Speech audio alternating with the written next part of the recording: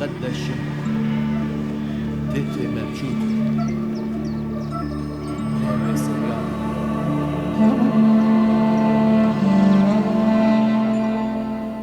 Comenzamos un nuevo programa de Viaje en el Tiempo, la cuarta parte dedicada a María de Nazaret, con el título Las apariciones de María de Nazaret en la tierra después de su muerte. 1 de noviembre de 1950, el Papa Pío XII declaró como dogma de fe la asunción de María a los cielos en cuerpo y alma. Pero 2 días antes, precisamente el 30 de octubre, el Papa Pío XII salió de sus aposentos, paseó por los jardines del Vaticano. De repente le llamó mucho la atención el color que tenía la atmósfera.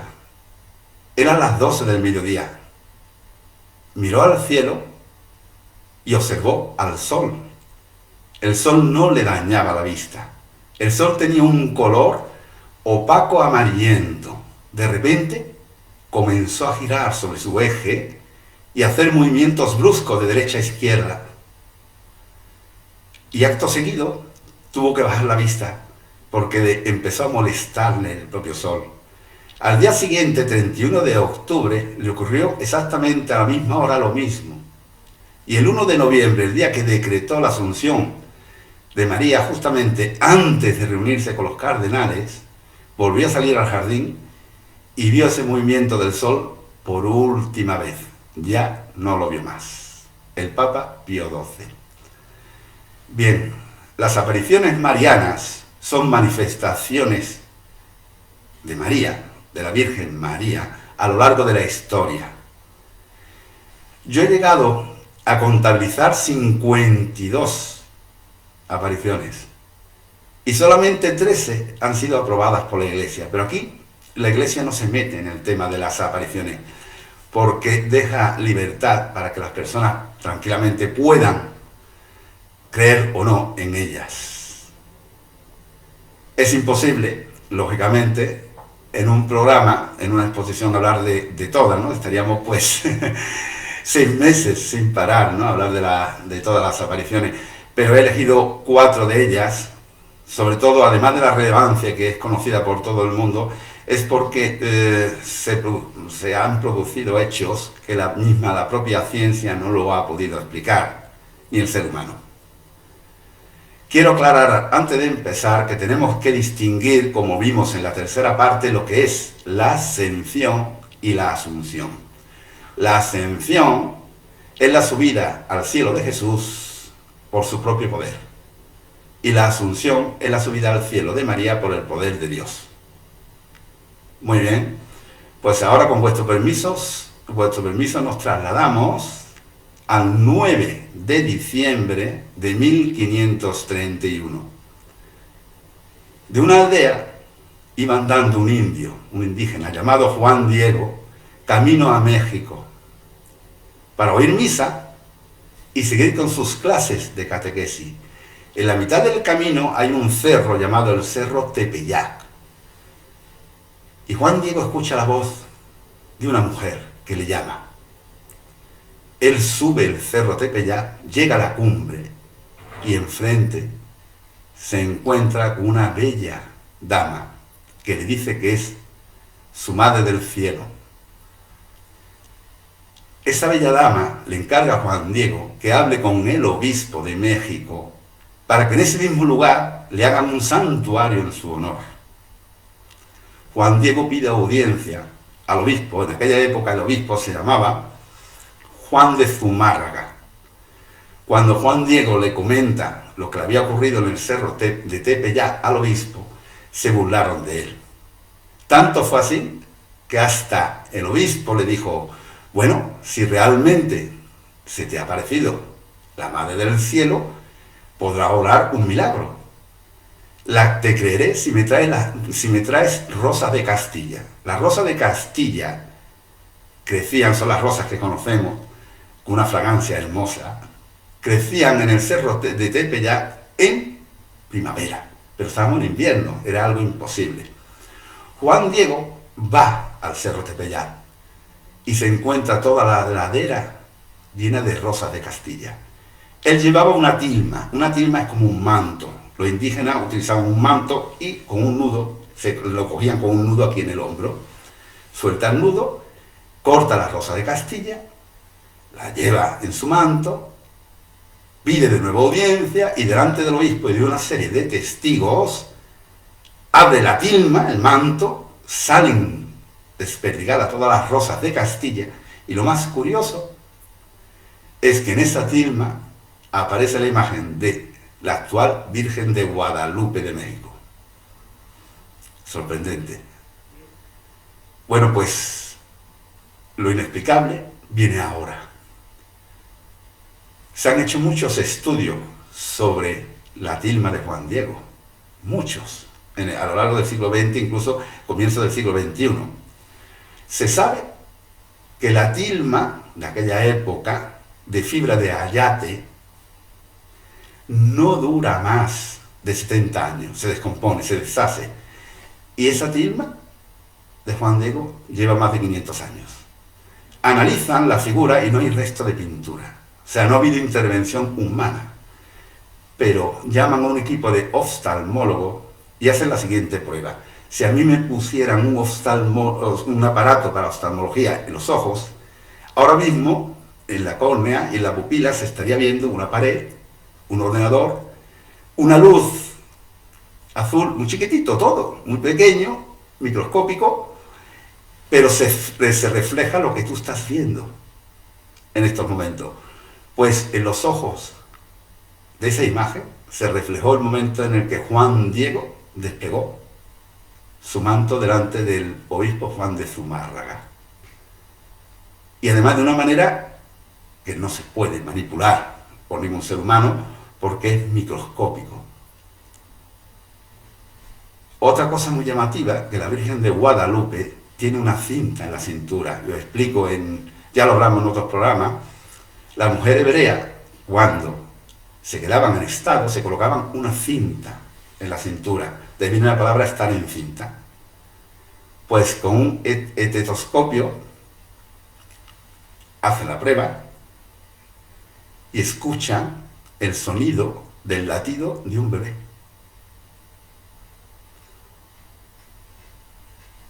En noviembre de 1921, en ese santuario entró un terrorista. Llevó un ramo de flores y dentro del ramo de flores llevaba una bomba. La depositó en los pies de la Virgen y de la tilma de Juan Diego. Se marchó, la bomba explotó, destrozó todo el altar, pero la imagen y la tilma de ayate quedaron intactas. El Papa Pío XII, con el que hemos comenzado esta exposición, llamó a la Virgen de Guadalupe emperatriz de las Américas. Y desde aquí, desde el sur de España, quiero aprovechar para dar un fuerte abrazo a todos los hispanoamericanos, a los mexicanos y por supuesto a la bendita Virgen de Guadalupe. Bien, ahora nos vamos al 11 de febrero de 1858. Una joven de 14 años, llamada Bernadette Soubirous, iba con su hermana y una amiga de esta a recoger leña a la afuera de Lourdes, concretamente a una gruta llamada Massaville, que está a orillas del río Gava. La joven Bernadette escuchó un ruido similar a un zumbido del viento. Miró a los árboles y aquello, bueno, no se movía nada. Lo escuchó por segunda vez. Levanta la mirada y en una de las grutas ante sí aparece la imagen de una señora vestida, una túnica totalmente de blanco, un velo que le cubría la cabeza, desde la cabeza a los pies, en los pies dos rosas amarillas, un ceñidor azul y en sus manos un rosario cuyas cuentas eran del mismo color que las rosas de los pies, es decir, amarilla. Ella se asustó, obviamente, pero aquella señora le hizo seña para que se acercara. Bernadette se acercó, tenía en el bolsillo un rosario, lo sacó y comenzó a rezar el rosario. Aquella señora no abrió la boca, simplemente movía las manos. Bernadette Soubirous la vio hasta en 18 ocasiones, pero hasta la tercera no le habló. Y le pidió que le hiciera un templo en su honor en Lourdes. Bueno, Bernadette la pobre fue perseguida por las autoridades locales. Bueno, se montó un revuelo en el sur de Francia tremendo, hasta tal punto que el párroco de Lourdes, Dominique, le dice: Bernadette, si esto es una broma, por favor páralo ya, que te vas a meter en un problema. Di que es mentira. Pero ella insistía: no, yo estoy viendo a una señora, habla conmigo. Y le dice el párroco: si es así, pregúntale cómo se llama. En la 16ª aparición, en la Gruta Massabile, le pregunta: ¿cómo te llamas? Y ella le responde. Bueno, primero le sonrió, la miró fijamente y le dijo: yo soy la Inmaculada Concepción. Aquella frase de Inmaculada Concepción a Bernabé pues ni le sonaba, no la conocía. No la podía conocer y en breve descubriremos el porqué. Cuando le dijo eso la señora, ni se despidió, se levantó rápidamente y fue en dirección hacia la parroquia de Lourdes para hablar con el padre Dominique, para decirle cómo se llamaba esa señora. Durante el camino, la pobre, como no había escuchado nunca esa frase ni esas palabras, no paraba de memorizar: Inmaculada Concepción, Inmaculada Concepción, Inmaculada Concepción, o sea, memorizando constantemente lo que le había dicho la señora. Al llegar a la parroquia, abrió la puerta con una exhalación. El padre Dominique estaba al comienzo, en las primeras sillas, rezando por todo lo que estaba sucediendo. Y ella, pegando voces desde la puerta: ¡Padre Dominique! ¡Padre Dominique! Él se asustó, miró para atrás. ¿Qué ocurre? ¿Qué ocurre? Padre Dominique, se llama Inmaculada Concepción, Inmaculada Concepción. Se lo dijo muy rápido. Claro, lo tenía memorizado, no quería que se lo olvidara. ¿Qué hizo el párroco de Lourdes? Tranquila, serénate, repíteme que no te he entendido. Me ha dicho que se llama Inmaculada Concepción. ¿Cómo? Y le repite otra vez: Inmaculada Concepción. Y le dice: hija mía, ¿tú sabes lo que significa eso? Y dice ella: yo no lo he escuchado nunca. ¿Por qué? Y tiene su razón. La Inmaculada Concepción fue un dogma de fe que 4 años antes decretó el Papa Pío IX, en 1854, exactamente el 8 de diciembre. Y todavía no se había extendido el dogma de la Inmaculada Concepción, y solamente tenían conocimiento de ese dogma los clérigos. Por lo tanto, la joven Bernadette no podía saber lo que era la Inmaculada Concepción. Ahí el párroco empezó a llorar amargamente porque se dio cuenta que lo que le contó aquella joven era real, era cierto. Ahora nos vamos a lo inexplicable, ¿vale? Bien, Bernadette, cuando terminó las 18 apariciones, en 1860 ingresa en el convento de Nevers, en Francia. En 1879, a sus 35 años, porque tenía muchos problemas de asma y de respiración y demás, Bernadette fallece. Bueno, pues en 1909 deciden, ya habían pasado unos pocos de años, deciden llevar el cuerpo de Bernadette a Lourdes.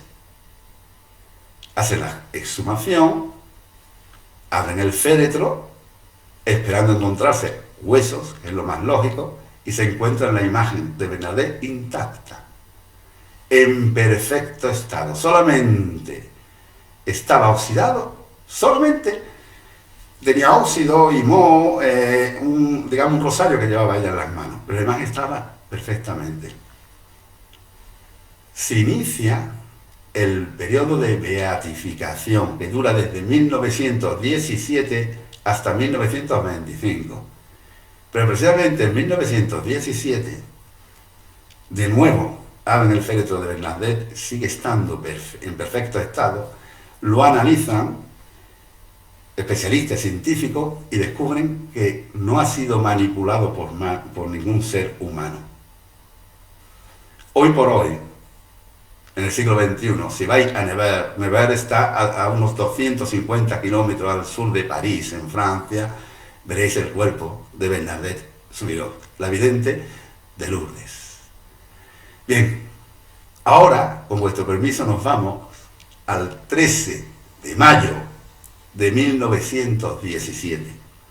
3 pastorcitos, muy jóvenes, niños, Lucía dos Santos, de 10 años, y sus primos, Francisco Marto, de 9, y Jacinta Marto, de 6 años, salieron de Ajustel, que está muy cerca de la parroquia de Fátima, en Portugal. Salieron con sus ovejas a pastorear y llegaron a un lugar que se llama Cová de Iria. Comenzó a llover. Los chicos se resguardaron. Cuando escampó, salen, esos escondites estaban metidos en una roca, resguardándose de la lluvia, salen y ven que sobre los árboles hay unas luces muy luminosas. Ellos, curioseando, se acercaron a los árboles y en una encina se encuentran a una señora totalmente de blanco con un rosario en las manos. Se presenta como la señora del cielo y como la señora del rosario. Les dijo a los jóvenes que vinieran cada 13 de cada mes a ese mismo lugar, que los vería. Los chicos fueron perseguidos. Una cosa similar a Bernadette Soubirous, obviamente. Fueron perseguidos, bueno, incluso lo arrestaron, estuvieron los pobres en prisión, tan jóvenes, ¿verdad? Bueno, lo cierto es que en una de las apariciones le pidió Lucía, la mayor de ellos, que a ver si ella podía obrar algún milagro, porque nadie lo creía. Bien, ahora nos vamos a lo inexplicable. El 13 de octubre de 1917, en la explanada que hay actualmente, en donde está el santuario de Fátima en Portugal, allí había un fangal tremendo. Empezó a llover. Llegaron los niños y estaba lloviendo a mares, y perdóname la expresión, pero una lluvia copiosa. Se fueron aproximando la gente. ¿Sabéis cuántas personas fueron testigos de lo que os voy a contar ahora? Más de 70.000. Pero no solo eso, sino que estuvieron presentes periodistas de prensa tan seria de la época como el Diario de Lisboa o O Século. Y estuvieron allí presentes. De buena primera, deja de llover. Los más de 70.000 personas testigos de este hecho, en el suelo había fango, lógicamente, del agua. Desaparece, se seca el suelo. La ropa ya no estaba mojada. El color de la atmósfera era similar al que vio, como dijimos al principio del programa, Pío XII. Amarillento, un tono muy extraño. Miran al cielo, porque todo el mundo gritaba, el sol, el sol, el sol. Y cuando miran al cielo, al sol no les dañaba la vista. El sol tenía ese color, opaco, amarillento. Y comienza a girar muy rápido, a moverse derecha, izquierda. Hubo momentos que el sol se abalanzaba hacia la tierra y volvía hacia atrás. No fueron testigos ni uno ni dos, más de 70.000 personas aquello, ¿eh? Es más, se escuchaban chillidos de gente, pensando que era el fin del mundo. Impresionante. Inexplicable. A aquello se le llamó el milagro del sol, hasta el día de hoy. Ya aquella señora le dijo que Francisco y Jacinta morirían muy jóvenes, y así fue. Francisco murió en 1919 y Jacinta en 1920. Lucía, la mayor, estuvo mucho más tiempo, murió en el 2005, pero ella ingresó en la Orden de las Carmelitas Descalza de Coimbra, en Portugal. Y ahora nos vamos a un sueño. Sí, un sueño que ocurrió en 1933 exactamente. El sueño lo tuvo Stefan Podolsky. ¿Quién es ese? Ese es un arquitecto yugoslavo, de la antigua Yugoslavia. En el sueño veía que en una pequeña aldea llamada Medjugorje, Medjugorje es una palabra de origen esloveno que significa entre montañas. Él vio en ese sueño que tenía que construir una gran iglesia, porque algún día se quedaría pequeña. Ese arquitecto lo puso en manos de la orden franciscana yugoslava, entre ellos Carlos Valic, Fray Carlos Valic y Fray Miroslav Filipovic. Llegó la Segunda Guerra Mundial y prácticamente las obras no comenzaron. Finalizó la Segunda Guerra Mundial y se inauguró aquella mansión en Medjugorje en 1969. El arquitecto no pudo ver cumplido su sueño porque murió en 1945. Claro, cuando se justificó que en una aldea de no más de 400 habitantes se había hecho una iglesia, fijaros, una iglesia para 1000 fieles, en una zona comunista, en la actual Bosnia-Herzegovina, porque Medjugorje está a 25 kilómetros de Mostar y a 134 kilómetros de Dubrovnik, la perla del Adriático, sí. Bueno, pues en una aldea de 400 habitantes se había hecho esa gran iglesia. Claro, fue criticado. ¿Por qué? Porque cada vez que hablaba el sacerdote, cuando se inauguró la iglesia, se escuchaba eco. Había muy poca gente. La aldea pequeña, no eran demasiados católicos. Pero ¿qué ocurrió? Todo cambió. ¿Cuándo? El día de San Juan Bautista, un 24 de junio. ¿Pero de cuándo? De 1981. 6 adolescentes, comprendidos entre la edad entre los 10 años y 16, de nombre Ivanka, Mirjana, Marija, Vika, Iván y Jacob, decían que en la ladera de una de las dos montañas que hay en Medjugorje, exactamente la montaña de Provo, estaban viendo a la Gospa. La Gospa es un término en aquella zona muy común para referirse a la Virgen María. La Gospa equivale a señora en español o Madonna en italiano. Pues decía que estaban viendo a la Gospa. Los niños fueron objeto también de persecuciones, fueron encarcelados, pero ellos seguían insistiendo que estaban viendo a la Gospa, que hablaban, que le daban mensaje. Incluso, fijaros, y aquí está también lo inexplicable, en la guerra de Bosnia, que comenzó en 1990, ya más cercana a nuestra época, arrasaron con Mostar. Los serbios arrasaron con Mostar, con toda la zona, pero Medjugorje estuvo intacto. No os puedo contar más. ¿Y sabéis por qué no os puedo contar más? Porque será mi siguiente obra como escritor e investigador, Las apariciones de Medjugorje. Pero sí os quiero decir por qué he incluido Medjugorje en la última aparición.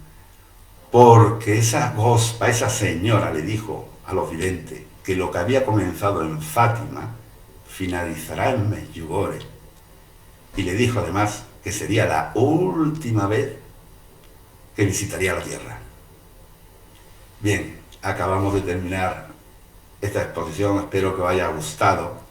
Es complicada porque son muchas apariciones, ya digo que he podido analizar 52 de ellas. Y bueno, he seleccionado, aparte de las más conocidas, sobre todo las más espectaculares, ¿no?, para el ser humano e inexplicable para la ciencia. Pero a mí no me corresponde dar una opinión sobre estas apariciones. ¿Por qué? Porque la opinión depende de vosotros. Os lo dejo en vuestras manos. Muchas gracias y ahora estaré a vuestra entera disposición para cualquier pregunta.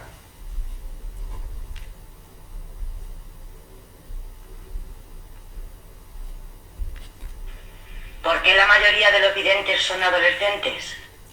Cierto es, la mayoría y la gran mayoría de las apariciones son adolescentes.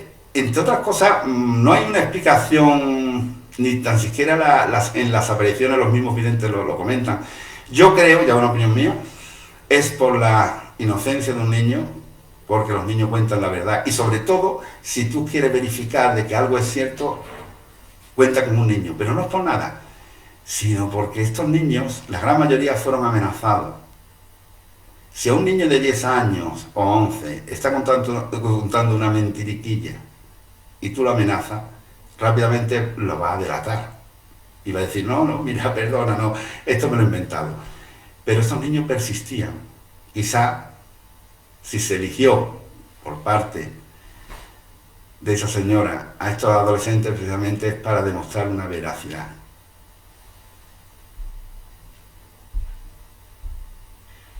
¿Quién determina la veracidad de las apariciones? Pues bueno, en primer lugar el Santo Padre, ¿no? De la Iglesia, si nos referimos lógicamente a la Iglesia Católica, que me imagino que la pregunta irá por ahí.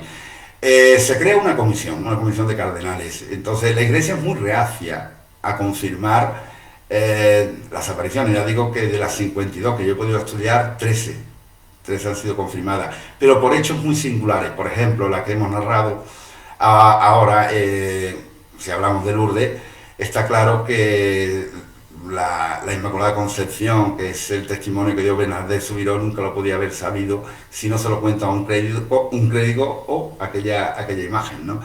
Entonces se crea una comisión, la comisión la elige el Santo Padre, y esa comisión pues empiezan a estudiar, a indagar, entrevistas, van al lugar y empiezan a analizar todo el proceso.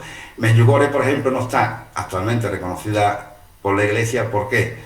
No lo he contado en la exposición, pero sí lo cuento ahora. Se espera un 10º secreto. Y en ese 10º secreto, según le comentó a Mirjana, una de las videntes, la Gospa, dejará una señal visible en el monte de la aparición, en el monte Prosgo, en la colina de las apariciones, que no dejará indiferente al mundo y demostrará la veracidad de todas las apariciones o visitas de María en la tierra. Es una comisión dirigida por el Santo Padre. ¿Pudiera ser cierto que Satanás teme mucho más a la Santa Madre que a Jesucristo? Bueno, ya en un futuro haremos un programa de Lucifer, Satanás, Belcebú, tiene muchos nombres. Sí me puedo adelantar un poquito y puedo decir que evidentemente mucho más a María que a Jesús, según los manuscritos y según varios estudios. Sí. Haremos un programa. Espero hacerlo suave porque, hombre, hablar de Lucifer, del ángel caído, del malo de la película, hay que hacerlo muy bien. Pero le dedicaremos un programa. Tened en cuenta que además, en esto de viaje en el tiempo, me adapto muchas veces a cuestiones que han quedado en el aire. Si cogéis el credo católico, veréis como hay una parte en donde dice que Jesús descendió a los infiernos. Ahí hubo una lucha y una batalla, lo veremos en un futuro. ¿Te suena la aparición a unas jovencitas en San Sebastián de Caravandal? Sí, por supuesto, a Conchita en Caravandal. Lo he comentado, bueno, al principio de la exposición, antes de empezar, incluso la grabación me lo preguntaban, ¿no? Me lo preguntaban algunos amigos. No se puede hablar de todas las apariciones. Caravandal fue en los años 60, a finales de los años 60, y hubo allí pues cosas muy curiosas como la jovencita Conchita andaba de espalda a un ritmo vertiginoso. Hubo testigos que dijeron que veían que ella se ponía de rodillas y que el cuerpo de Cristo estaba en su lengua. Caravandal en Cantabria es un tema muy interesante. Tengo como proyecto personal ir a hacer un estudio allí. Un estudio de investigación serio en Caravandal. Gracias. Hay infinidad de apariciones y ciertamente son impactantes muchas de ellas, y ojalá no tuviéramos mucho más tiempo, pero por fortuna, como viajamos en el tiempo, ¿por qué no? haremos en un futuro también programas de determinadas apariciones o de peticiones que me hagáis sobre ellas. Bien, pues me comentan en producción que hemos finalizado. Os reemplazo para el próximo programa. El próximo programa nada tiene que ver con este, como todos los programas de viaje en el tiempo. ¿El por qué? Porque le dedicaremos 2 programas a 3 personajes enigmáticos y muy queridos por todos: a Melchor, Gaspar y Baltasar. Hasta entonces, cuidaros y que seáis muy felices. Gracias de corazón.